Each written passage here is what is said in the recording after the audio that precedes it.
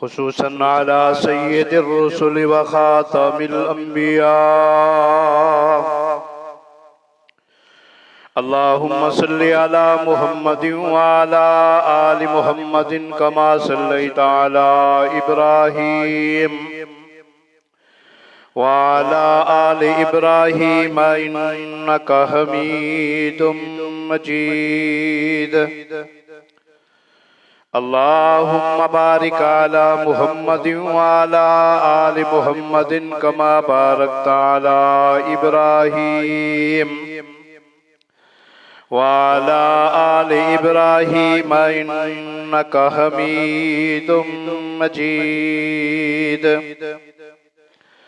अम्मा बादु फ़क़द क़ाल अल्लाहु तबारक व तआला फ़िल कलामिल मजीद वल फ़ुरक़ानिल हमीद।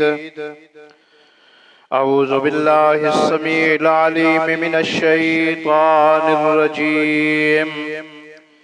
बिस्मिल्लाहिर रहमानिर रहीम।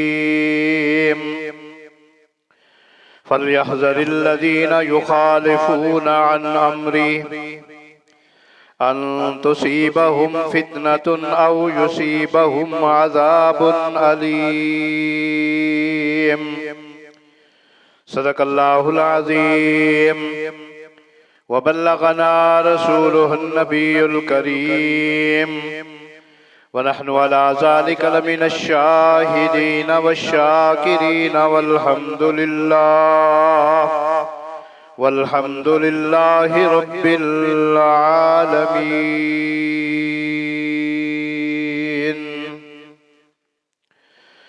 बस वो लोग डर जाएं जो रसूलुल्लाह सल्लल्लाहु अलैहि वसल्लम के हुक्म की मुखालफत करते हैं, कहीं उनको आफत ना आ पहुँचे या उनको तकलीफ ज़दा अजाब ना आ जाए।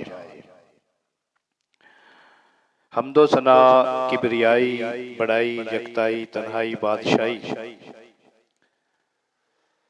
हर किस्म की तारीफ अल्लाह रब्बुल आलमीन के लिए है जो वहदहु ला शरीक है अपनी ज़ात और सिफात के अंदर। दुरूद व सलाम के अनगिनत कलिमात सैयदुल मुरसलीन, इमामुल मुत्तकीन, सैयदुल मुजाहिदीन सैयदना मुहम्मदुर रसूलुल्लाह सल्लल्लाहु अलैहि वसल्लम की ज़ात बाबरकात के लिए है। रहमत और बख्शिश की दुआ अहले बैते रसूल, सहाबा इकराम, ताबईन, आइम्मान दीन और मुहद्दिसीन के लिए है। मुख्तसर हम्दो सना के बाद आप हज़रात के सामने कलाम मुक़द्दस का 18वां पारा सूरत नूर आयत नंबर 63 तिलावत की है। हमेशा की तरह दुआ है अल्लाह रब्बुल इज़्ज़त में आजिज़ को अपने इस कलाम के टुकड़े के मुताबिक बयान करने की तौफीक अता फरमाए। जो मैं कहूँ आप सुने, अल्लाह हम सबको समझ नसीब फरमाए ता जिंदगी फिर अमल करने की तौफीक अता फरमाए। हज़रात जी वकार, इन कलिमात से आप लोगों ने अंदाजा लगा लिया होगा कि आज किस मौजू पर गुफ्तगू करना चाहता हूँ। बात यह है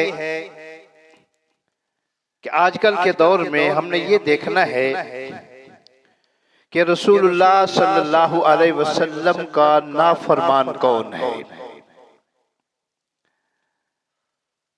आजकल के दौर में अगरचे हर आदमी मोहब्बत रसूल का दावा भी करता है, इत्तबाए रसूल का दावा भी करता है, अमली लिहाज से कुछ न कुछ वो करने की कोशिश भी करता है। लेकिन देखना ये है कुरान और हदीस की रूह से, और एक दूसरे पर हम फतवे भी लगाते हैं, फलां काफिर है, फलां नाफरमान है, फलां फासिक है, फलां देवबंदी है, फलां मुशरिक है, फलां वहाबी है, मुख्तलिफ किस्म के फतवे भी लगते हैं।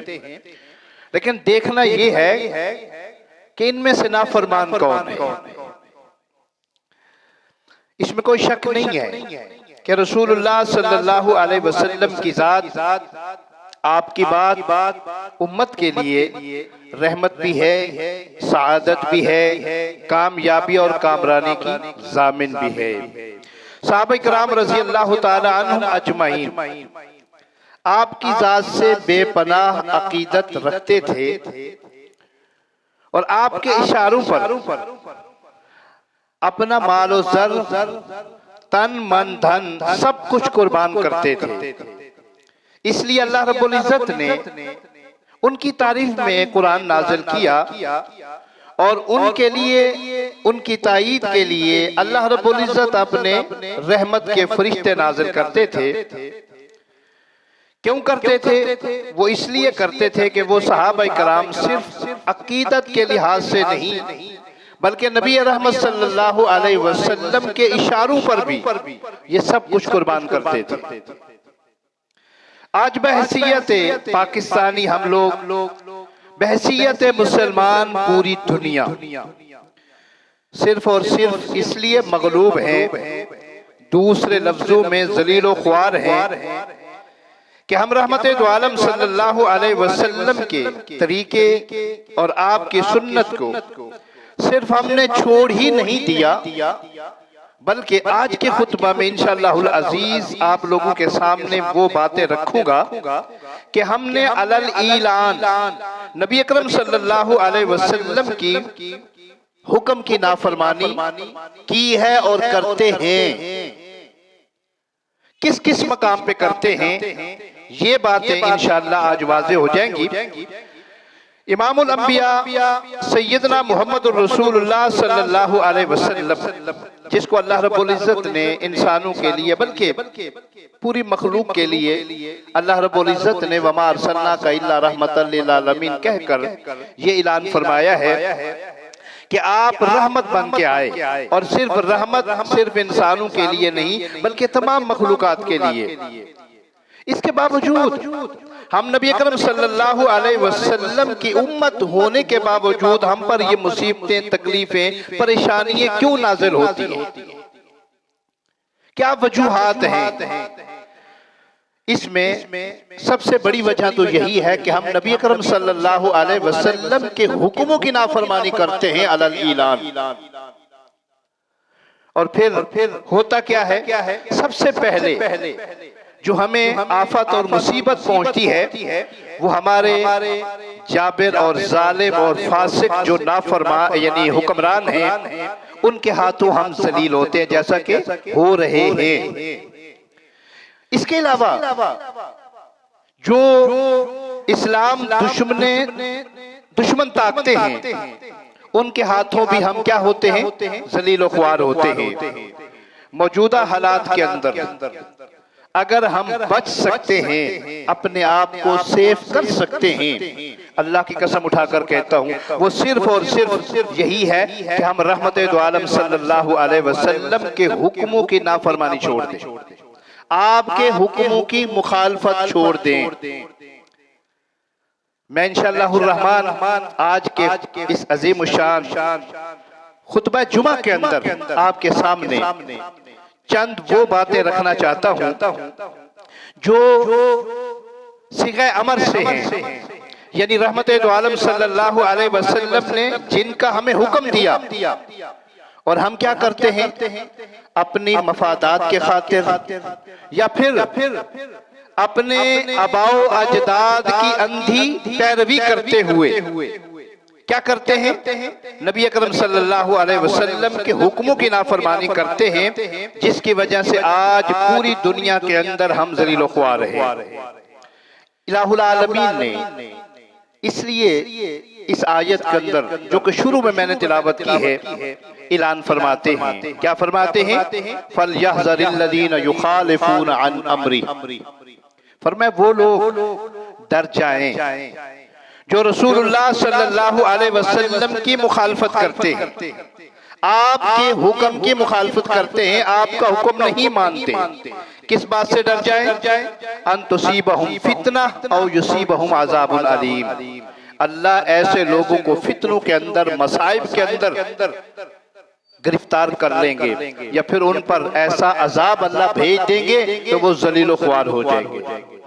हजरत गिरामी सैयदना अबू बकर सिद्दीक रजी अल्लाह ताला अन्हु कौन नहीं जानते इस शख्सियत को।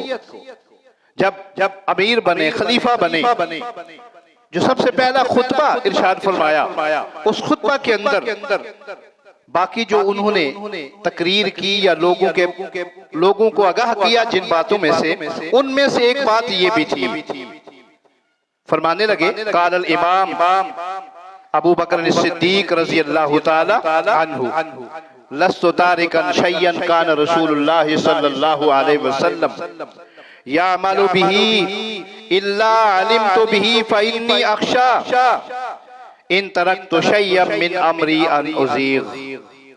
कि अगर मैं रसूलुल्लाह सल्लल्लाहु अलैहि वसल्लम के किसी भी हुक्म की मुखालफत करूं जिसके बारे में मुझे इल्म है, और अगर मैं अल्लाह के नबी के कौल व फेल को छोड़ दूं, उन पर अमल ना करूं, तो मैं अबू बकर भी क्या हो जाऊंगा, गुमराह हो जाऊंगा। आप इस बात से अंदाजा लगा सकते हैं कि सैयदना अबू बकर सिद्दीक रजी अल्लाह ताला अन्हु ने वाज़े कर दिया कि अगर मैं अल्लाह के नबी के हुक्म की, आपकी सुन्नत की, आपके तरीके की मुखालफत करूं तो मैं गुमराह हो जाऊंगा। अब अगर मैं और आप या कोई और आदमी अल्लाह के नबी के हुक्म की मुखालफत करता है तो फिर उसका क्या हाल होगा। इसलिए हजरत गिरामी अब चलते हैं उन बातों की तरफ कि अगर वो बातें कोई भी करे, किसी भी अकीदे के साथ उसका ताल्लुक है, वो अल्लाह के नबी की मुखालफत करने वाला है, अल्लाह के नबी के फरमान को ठुकराने वाला है।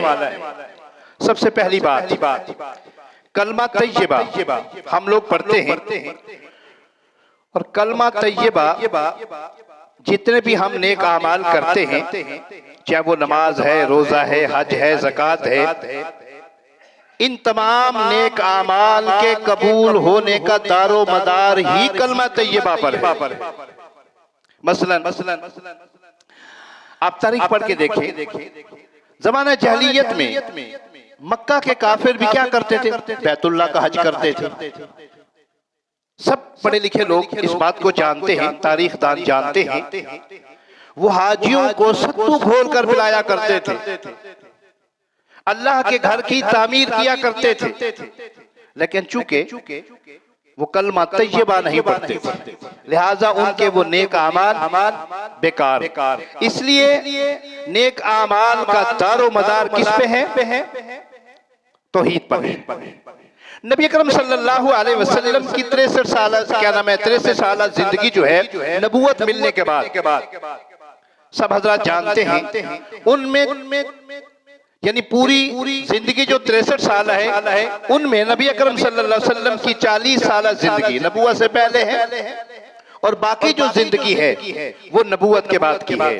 और उनमें से 23 साल नबी अकरम सल्लल्लाहु अलैहि वसल्लम ने जो गुजारी है, ज्यादा जिंदगी मक्की जिंदगी है, मक्का के अंदर गुजारी है, और 10 साल जिंदगी मदनी है। और इस दौर के अंदर रहमते दो आलम सल्लल्लाहु अलैहि वसल्लम ने सबसे ज्यादा जिस बात पर जोर दिया है, जिस बात को ज्यादा अहमियत दी है, वो क्या थी, वो अकीदे की दुरुस्ती थी। नबी अकरम सल्लल्लाहु अलैहि वसल्लम ने शब रोज इस बात पर मेहनत की है, लोगों की तरबियत के लिए आपने अपनी जात की कुर्बानी पेश की, अपने वक़्त की कुर्बानी पेश की। जिस माशरे में नबी अकरम सल्लल्लाहु अलैहि वसल्लम तशरीफ लाए थे, उस माशरे के अंदर मुश्किल हालात के वक़्त जब उन पर कोई परेशानी आती तो वो लोग क्या करते, मुश्किल हालात के अंदर अपने बुतों को, जिनों को, फरिश्तों को पुकारा करते थे। कुरान के अंदर ये बात मौजूद है। और फिर कोई मुश्किल आती तो उनकी पनाह में आते, और फिर अल्लाह रब्बुल इज्जत को उनका वसीला पेश करते हुए अल्लाह की पनाह हासिल करना चाहते। रसूलुल्लाह सल्लल्लाहु अलैहि वसल्लम ने सबसे पहले इस अकीदे की तरदीद की है कि नहीं, जब को मुश्किल वक़्त आए, को परेशानी आए, तो अल्लाह ही को पुकारो, अल्लाह ही की पनाह में आओ, किसी और को मत पुकारो। कलमा तैयबा का यही मकसद है, ला इलाहा इल्लल्लाह मुहम्मदुर रसूलुल्लाह। अल्लाह के हुक्म मानेंगे, अल्लाह के नबी की पैरवी करेंगे। अब चूंकि रहमते दो आलम सल्लल्लाहु अलैहि वसल्लम ने अपनी ज़बान अक़दस से भी अपनी उम्मत को इसी बात का हुक्म दिया, जैसा कि शुरू में मैंने कहा है कि हम क्या करते हैं, अल्लाह के नबी के हुक्म की मुखालफत करते हैं। मसलन नबी अकरम सल्लल्लाहु अलैहि वसल्लम ने सहाबा किराम की तरबियत फरमाई तौहीद के बारे में, लेकिन ज़बान अक़दस से क्या हुक्म दिया। 3 हदीसें पेश करूंगा। एक हदीस में रहमते दो आलम सल्लल्लाहु अलैहि वसल्लम इरशाद फरमाते हैं, उदउल्लाह व अंतुम मूक़िनून बिल इजाबा। लोगों, अल्लाह ही को पुकारो, अल्लाह ही से दुआ किया करो, अल्लाह ही से मांगा करो पूरे यकीन के साथ कि अल्लाह ही देने वाला है। यह आपका हुक्म है। अब अगर एक मुसलमान कलमा गो ला इलाहा इल्लल्लाह पढ़ने वाला ये कहे कि यार मैं अल्लाह के सामने दुआ करता हूं, अल्लाह मेरी दुआ सुनते नहीं है।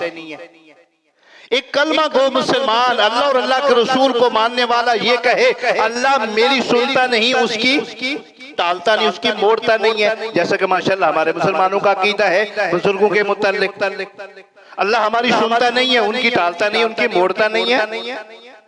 क्या इस हदीस की मुखालफत नहीं है? ये अल्लाह के नबी की नाफरमानी नहीं है?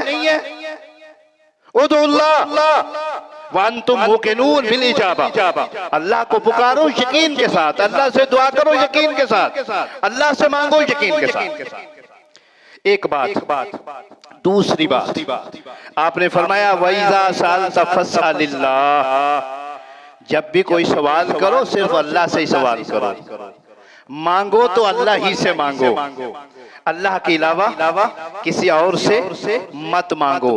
इस हदीस से ये वाज़ेह हुआ कि सेहत, औलाद, रिज़्क, हर नेमत जिसकी हमें जरूरत है, अगर उसका सवाल करना है तो किससे करना है?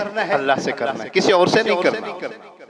अगर हम इन चीजों का सवाल किसी और से करेंगे, किसी और से मांगेंगे, तो ये अल्लाह के नबी का ये जो फरमान है, ये जो हुक्म है, हम क्या करेंगे? इसकी मुखालफत करेंगे। तीसरी बात, आपने फरमाया फ़इज़स्तअनता फस्तईन बिल्लाह। अगर मदद की जरूरत पड़े ना तो अल्लाह से मदद मांगा करो, किसी और से मदद ना मांगा करो। हर मुसलमान नमाज के अंदर यही कहता है, इय्याका नअबुदु व इय्याका नस्तईन। अल्लाह हम तेरी बात करते हैं, जरूरत पड़ी अल्लाह तुझसे मदद मांगेंगे। नमाज के अंदर तो यही है। मस्जिद से बाहर निकले, जरूरत पड़ गई, गैरुल्लाह से मदद मांगनी शुरू कर दी, गैरों से के सामने हाथ फैलाने शुरू कर दिए। ये क्या है?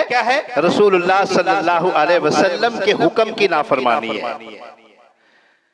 अब हजरत गिरामी, इन तीनों हदीसों से वाज़ेह हुआ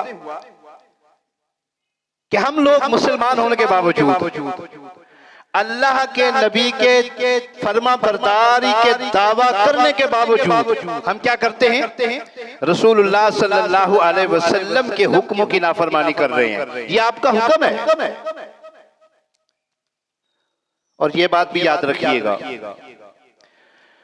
अल्लाह रब्बुल इज्जत ने अपने कुरान के अंदर ये हुक्म दिया है कि जो मेरे महबूब तुम्हें हुक्म दे उन पे अमल करो, जिससे रोके रुक जाओ। क्या मतलब? यानी रसूलुल्लाह का हुक्म गोया अल्लाह का हुक्म। अब आइए, जब एक मुसलमान परेशान होता है, किसी मुश्किल में आता है, तो वो क्या करता है? नबी अकरम सल्लल्लाहु अलैहि वसल्लम के इन तीनों फरमानों को जानते हुए, बूझते हुए, सुनते हुए फिर भी क्या करता है? वो अल्लाह को छोड़कर फौत शुदगान जो बुजुर्ग हैं उनसे मदद मांगते फिरते हैं। सेहत, औलाद, रिज़्क की अगर जरूरत पड़े तो उनके सामने गिड़गिड़ाते हैं, यहाँ तक कि उनके सामने घुटने टेकते हैं और माशाअल्लाह सजदा रेज होते हैं। और फिर सिर्फ आम इंसान नहीं, हमारे लीडर, हमारे कायद, वो लोग जिनको हम अपना लीडर समझते हैं और असेंबली में पहुंचाते हैं, वो लोग भी सबसे पहले क्या करते हैं, माशाअल्लाह, दरबारों पर हाजिरी देते हैं और वहां सजदा रेज होते हैं। फिर तशरीह क्या करते हैं, अपनी मर्जी की, कि हमने कुछ सजदा नहीं किया, ये तो अदब बजाला है। हजरत गिरामी, वो हस्तियां जो कई सदियां पहले अल्लाह को प्यारे हो चुके हैं और जिनके मज़ारात या जिनकी कब्रें भी हजारों मील दूर हैं, अल्लाह ना करे जब कोई मुसीबत और मुश्किल आती है तो क्या करते हैं, मसलन सुना है, ये नारे हो सकते आपने भी सुना हो, गाड़ियों पे लिखे नजर आते हैं, महफिलों के अंदर, या रसूल मदद, नऊज़ुबिल्लाह मिन ज़ालिक, या अली मदद, या हुसैन मदद, या गौसे आज़म मदद। और यहाँ तक ये आप लोगों ने कलेमात सुने होंगे, या पीर अब्दुल कादिर जिलानी शैयन लिल्लाह, इमाम बरी कर दे किस्मत हरी, और फिर पीर अब्दुल हक बेड़ा धक। क्या मतलब निकला कि ऐसे ऐसे कलेमात जिनसे अल्लाह के नबी ने मना किया है, आपने रोका है, हम क्या कर रहे हैं, उम्मती होने के बावजूद, मुहिब्बे रसूल के दावादार होने के बावजूद हम क्या कर रहे हैं, अल्लाह के रसूल की नाफरमानी कर रहे हैं। और फिर हजरत गिरामी, नबी अकरम सल्लल्लाहु अलैहि वसल्लम ने सारी जिंदगी सहाबा कराम को जो सबक पढ़ाया वो यही था कि जब तुम अपनी नमाज के अंदर इय्याका नअबुदु व इय्याका नस्तईन कहते हो तो फिर नमाज के बाहर भी मुसीबत और तकलीफ आए तो सिर्फ अल्लाह को पुकारा करो। और फिर सहाबा कराम रज़ी अल्लाह तआला अन्हुम अजमाइन ने ये करके दिखाया। आप सल्लल्लाहु अलैहि वसल्लम मौजूद थे जब उन पर कोई मुसीबत और तकलीफ आती, कोई परेशानी आती, चाहे वो सहाबा होते या सहाबियात में से कोई औरत होती, नबी अकरम सल्लल्लाहु अलैहि वसल्लम के दर पे हाजिरी देते, आपके पास आते और आकर क्या कहते, आप हदीस का मुताला करें, उदुल्लाह अली या रसूल अल्लाह सल्लल्लाहु अलैहि वसल्लम, अल्लाह के नबी से इल्तिजा करते, या रसूल अल्लाह, अल्लाह से हमारे लिए आप दुआ करें। अल्लाह क्या कहते, उदुल्लाह अली या रसूल अल्लाह, मेरे लिए दुआ करें अल्लाह से, उदुल्लाह लना, अगर 2 4 5 होते तो फिर यही कहते हमारे लिए अल्लाह से दुआ करें, यानी एक आता तब भी, एक से ज्यादा आते तब भी। क्या मतलब, यानी जिन लोगों के अल्लाह के नबी ने तरबियत की है उन्होंने ये करके भी दिखाया है। और फिर कौन नहीं जानता, शहजादा जन्नत शहादत के वक़्त सैयदना हुसैन रज़ी अल्लाह ताला अन्हु, आपको कौन नहीं जानता, इंतहाई तकवा वाले थे और इंतहाई बहादुर थे, जुर्रत वाले थे। और आजकल अगर कोई मरदूद इंसान सैयदना हुसैन रज़ी अल्लाह ताला अन्हु पर कीचड़ उछालना चाहता है तो वो मरदूद है, वो लानती है। लेकिन आप तारीख पढ़ के देखें, सैयदना हुसैन रज़ी अल्लाह ताला अन्हु की जब शहादत का वक़्त करीब आया, तमाम मुअर्रिखीन, चाहे वो शिया हैं, सुन्नी हैं, किसी भी फिरका के साथ ताल्लुक रखते हैं, आप उनकी तारीख पढ़ के देखें। उस वक़्त सैयदना हुसैन रज़ी अल्लाह ताला अन्हु ने अपने नाना जी को नहीं पुकारा मुश्किल के वक़्त कि मेरे नाना जी इमामुल अंबिया है, सरदार अंबिया है, या अपने अब्बा जी जिनका मजार नजफ के अंदर है, करबला के बिल्कुल करीब है, अपने अब्बा जी को आवाज नहीं दी। क्यों? वो इय्याका नअबुदु व इय्याका नस्तईन को जानते थे, उनका अकीदा था मुश्किल के वक़्त अगर कोई जात काम आनी है तो वो अल्लाह ही की जात है। तो उस मकाम के ऊपर सैयदना हुसैन रज़ी अल्लाह ताला अन्हु की ज़बान से जो अल्फाज निकले जो शहादत के करीब थे, उदुल्लाह या इलाही ला इलाहा सिवाक, अल्लाह मैं तुझसे मदद मांगता हूँ, मुझे पता है तेरे सिवा कोई मदद करने वाला नहीं है। अल्लाह इस मुश्किल के वक्त तू ही मेरे लिए आसानियां पैदा कर सकता है। इसलिए हजरात गिरामी बात क्या हो रही थी? सबसे पहली बात जिसके हम रसूलुल्लाह सल्लल्लाहु अलैहि वसल्लम की नाफरमानी करते हैं वो क्या है? मुश्किल वक्त आए, मुसीबत आए, सिर्फ अल्लाह को पुकारना चाहिए, सिर्फ अल्लाह से मदद मांगनी चाहिए।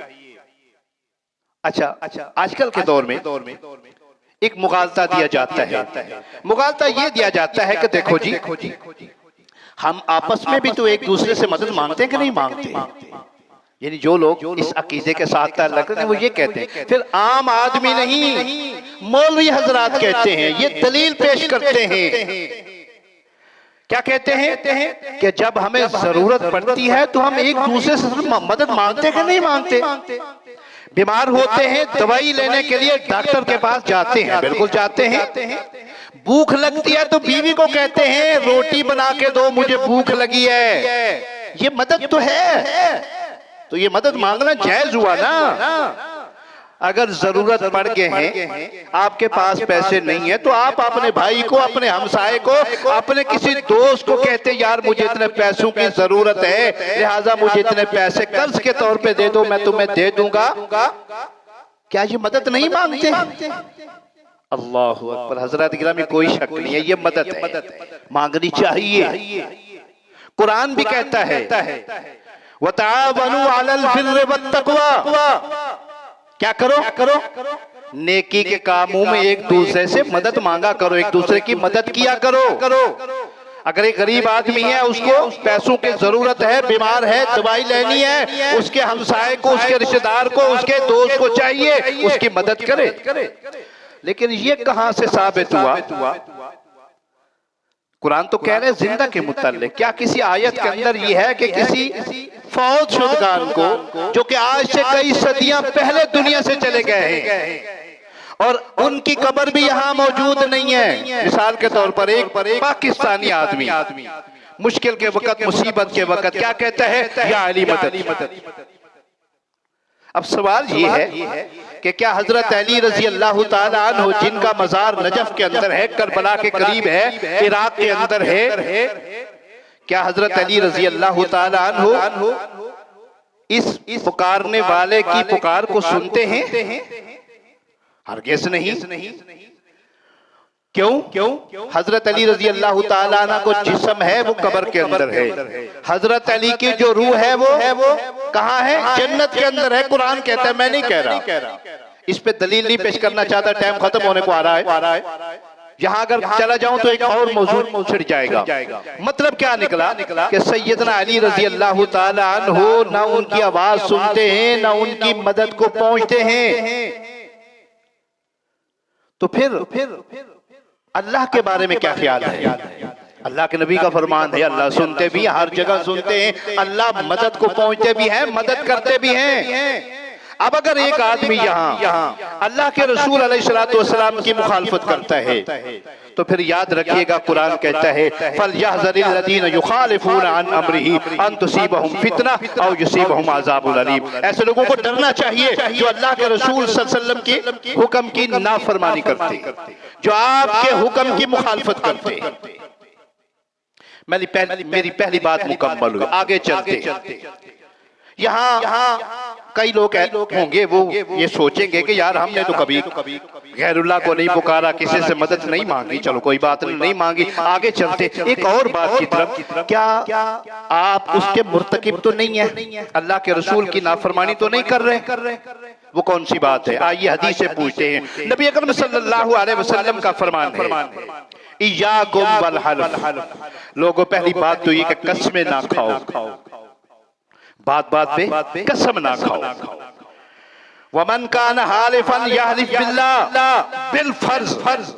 ऐसे मजबूरी है कि कसम खानी पड़ती है तो फिर अल्लाह की कसम खाओ। अब मेरा सवाल ये है कि क्या एक मुसलमान कलमा गो यहाँ अल्लाह के नबी की कौल की नाफरमानी नहीं करता? माशाअल्लाह हमारे बड़े दुकानदार हैं, अल्लाह सबको हिदायत नसीब फरमाए। जब तक कसम ना खाए सौदा ही नहीं बिकता। और आगे फिर कहते क्या करें यार, गाह को यकीन ही नहीं आता। लेकिन मेरा ख्याल है कि ऐसे दुकानदार भी हैं जो बगैर कसम के गाह को कहते हैं लो भाई ये इतनी कीमत क्या है, इतनी यार ये फला चीज है, 1 नंबर है, 2 नंबर है, लेना है तो मेरा भाई मेरी बहन ले लो, नहीं तो ठीक है जाओ मेहरबानी करो, बहस ना करो। लेने वाले ले लेते हैं, उनकी भी दुकानदारी चलती है। अब अगर एक आदमी कसम खाकर सौदा बेचता है तो क्या वो रसूलुल्लाह सल्लल्लाहु अलैहि वसल्लम की नाफरमानी नहीं करता? अल्लाह के इस नबी के कौल की मुखालफत नहीं करता? कर रहा है। अल्लाह के नबी फरमाते कसम मत खाओ, वो खा रहा है माशाअल्लाह। और फिर मजे की बात है कि यहाँ अहले हदीस, सुन्नी, देवबंदी, शिया कोई फर्क नहीं है, सब करते हैं जिसको भी मौका मिल जाए। यार खुदा के लिए ना, अल्लाह के रसूल की हुक्म की नाफरमानी ना करो। दूसरी बात, अल्लाह के नबी फरमाते बिलफर्ज अगर कहीं ऐसी मजबूरी हो जाए ना, कसम उठानी पड़े, तो फिर क्या करो? फल यहलिफ बिल्लाह, सिर्फ अल्लाह की कसम खाओ। लेकिन यहाँ भी एक तो कसम उठाने वाला यकीन दिलाने के लिए कसम खाता है, फिर आगे जो कसम सुनने वाला होता है उसको अल्लाह के नाम पे यकीन नहीं आता। वो कहता है नहीं बाबा ये तुम कह रहे हो ना अल्लाह की कसम, मुझे यकीन नहीं आता, तुम सच्चे हो। फिर आगे वो क्या कहता है? मुझे अपनी बीवी की कसम दी, अपने बच्चों की कसम दी, अपने कारोबार की कसम दी। क्यों जी, कहते कि नहीं कहते? कहते हैं। तो ये क्या है? दो बातें आ गई। पहली हमने क्या की? अल्लाह के रसूल के हुक्म की नाफरमानी की, हमने कसम उठाई। अब दूसरी हमने अल्लाह के रसूल अलैहिस्सलातु वस्सलाम के हुक्म की नाफरमानी करते हुए अल्लाह के नबी फरमाते हैं अल्लाह के सिवा किसी और की कसम ना खाओ, और ये कसम खा रहा है। इसमें सब शामिल है। अब कौन हुआ अल्लाह के नबी का नाफरमान? फिर मजे की बात यह है कि दावा भी करते हैं, मुहिब्बे रसूल हैं, आशिक़े रसूल हैं, खुशियां भी मनाते हैं, इसके बावजूद अल्लाह के नबी के हुक्म की नाफरमानी करते हैं। फिर आगे ये जो कसम है ना, 2 किस्म की होती है। एक होती है मुहब्बत में आकर, जैसा कभी मैंने माँ की कसम खा ली, बच्चों की कसम खा ली, कारोबार की, महबूबा की कसम खा ली, ये हमारे माशरे में है। और ये क्या है? ये अल्लाह के हुक्म है, अल्लाह के रसूल के हुक्म की नाफरमानी है, नाजायज है, हराम है, नहीं खानी चाहिए।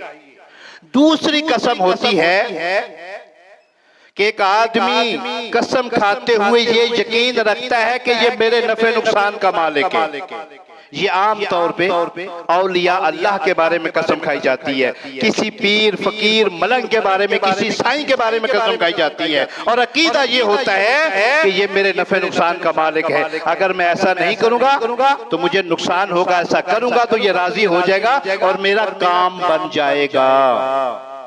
हजरत गिरामी, आप जरा अंदाजा करें, अल्लाह के नबी अलैहिस्सलातु वस्सलाम ने हुक्म दिया कसम ना खाओ, बिल फर्ज खानी पड़े तो अल्लाह की खाओ। अब अगर कोई आदमी किसी भी फिरका के साथ, किसी भी मजहब के साथ ताल्लुक रखता है, अपने आप को जो मर्जिया कहलाए, अगर बगैर किसी वजह के कसम खाता है, फिर भी अल्लाह के नबी की मुखालफत करता है, अगर वजह के साथ खाता है, फिर अल्लाह को छोड़कर किसी मखलूक की कसम खाता है, तो ये भी क्या करता है?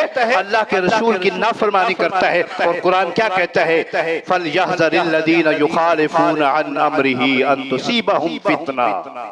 याद रखिएगा, जो मेरे महबूब सल्लल्लाहु अलैहि वसल्लम के हुक्म की नाफरमानी करते हैं, उनको डरना चाहिए कहीं अल्लाह उनको फितनों के अंदर मुब्तला न कर दे। आगे चलते हैं, नबी अकरम सल्लल्लाहु अलैहि वसल्लम का फरमान यकदस है। आपने क्या फरमाया? ला ततरूनी कमा अतरतिन नसारा ईसा इब्न मरियम इन्नमा अना अब्दुल्लाह फकूलू अब्दुल्लाहि व रसूलुहु। जरा गौर कीजिए, रहमत दो आलम सल्लल्लाहु अलैहि वसल्लम ने इरशाद फरमाया, लोगों मेरी शान, मेरा मर्तबा जो अल्लाह ने मुझे अता किया है वो किसी से ढपा छुपा नहीं है, वाज़ेह है। कुरान मेरी तारीफ में नाज़िल हुआ, अल्लाह ने मेरी तारीफ की, फरिश्ते मेरी तारीफ करते, दुनिया सारी मेरी तारीफ करती है। लेकिन एक बात याद रखिएगा, ये जो मेरी शान है, ये जो मेरा मर्तबा है, मेरा मकाम जो अल्लाह ने दिया, अल्लाह के कलाम के अंदर मौजूद है, ला ततरूनी, इससे आगे मत बढ़ना। इतनी शान जो अल्लाह ने मुझे कुरान के मुताबिक अता की है, उसी शान पर रहना।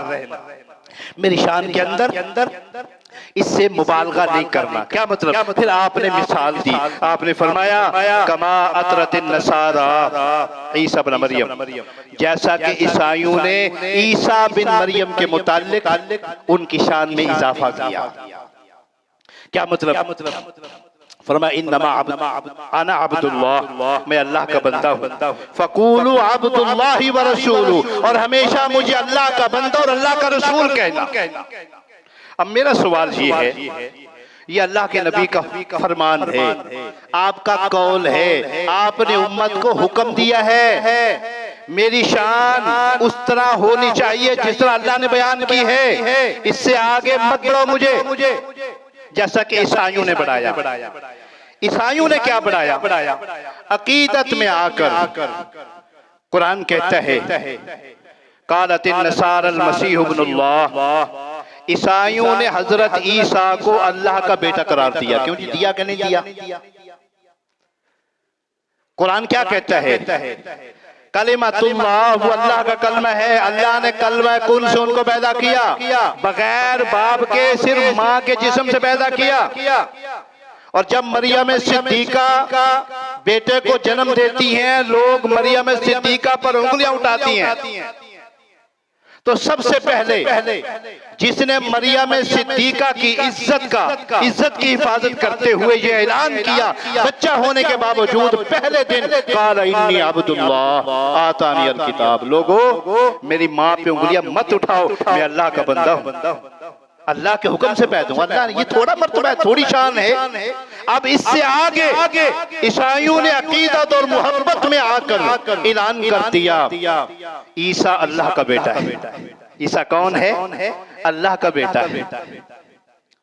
अल्लाह के नबी ने फरमाया इस तरह मेरी शान मत बढ़ाओ। क्या मतलब निकला? मुसलमानों ने क्या को कमी छोड़ी है?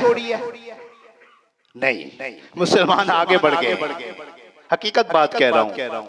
आपने सुना होगा मसाजिद के अंदर, स्पीकरों के अंदर, महफिलों के अंदर नबी अकरम सल्लल्लाहु अलैहि वसल्लम के मुताल्लिक क्या होता है? मुहम्मदुर रसूलुल्लाह सल्लल्लाहु अलैहि वसल्लम नूरुम मिन नूरिल्लाह। क्यों सुना कि नहीं सुना? सुना है। अब तो अंदाजा करें, अल्लाह के नबी फरमाते हैं ला ततरूनी कमा अतरतिन नसारा, मुझे उस तरह मत बढ़ाओ जिस तरह के ईसाइयों ने बढ़ाया।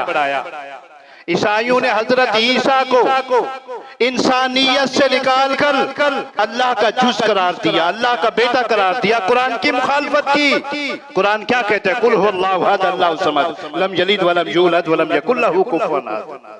अब अगर एक मुसलमान ईसाइयों को काफिर कहने वाला, ईसाइयों को मुशरिक कहने वाला, अगर उसका ये अकीदा हो मुहम्मदुर रसूलुल्लाह नूरुम मिन नूरिल्लाह, तो हजरत गिरामी मेरा सवाल ये है अल्लाह के नबी अलैहिस्सलातु वस्सलाम के इस फरमान की मुखालफत है कि नहीं है? मुखालफत है। आपने हुक्म दिया ऐसा मत करो, वो कर रहा है। और फिर आपने क्या फरमाया? इन्नमा अना अब्दुल्लाहि व रसूलुहु, बेशक याद रखो मैं अल्लाह का बंदा हूँ और अल्लाह का रसूल हूँ। फकूलू अब्दुल्लाहि व रसूलुहु, मुझे अल्लाह का बंदा और अल्लाह का रसूल कहो। और हर नमाजी नमाज के अंदर क्या कहता है?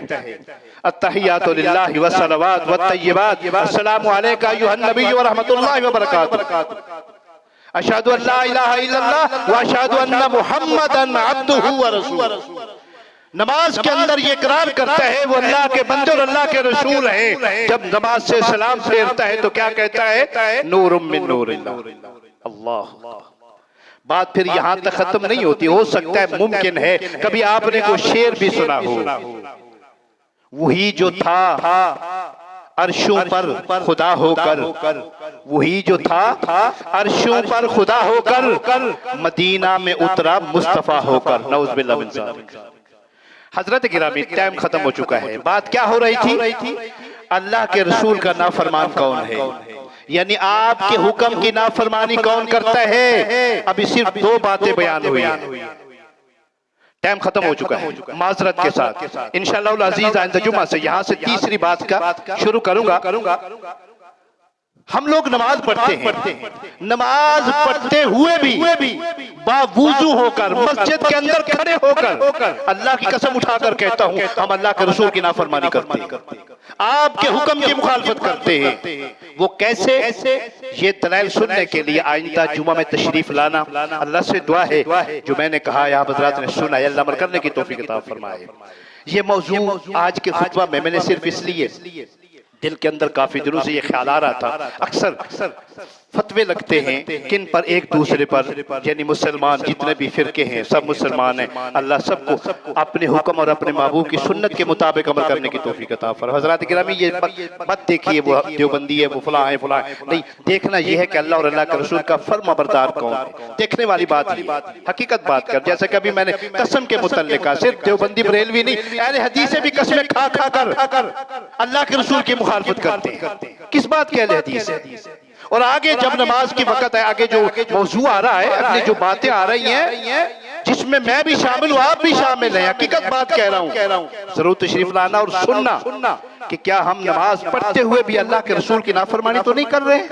अगर कर रहे हैं तो फिर कुरान की रूह से फलयहज़रिल्लज़ीना युखालिफूना अन अम्री, कुरान कहता है मेरे महबूब के हुक्म की नाफरमानी से बाज आ जाओ, वरना अन तुसीबहुम फितना, अल्लाह तुम्हें फितनों के अंदर, आजमाइशों के अंदर मुब्तला कर देंगे। अल्लाह से दुआ है अल्लाह हम सबको कुरान हदीस के मुताबिक अमल करने की तौफीक अता फरमाए।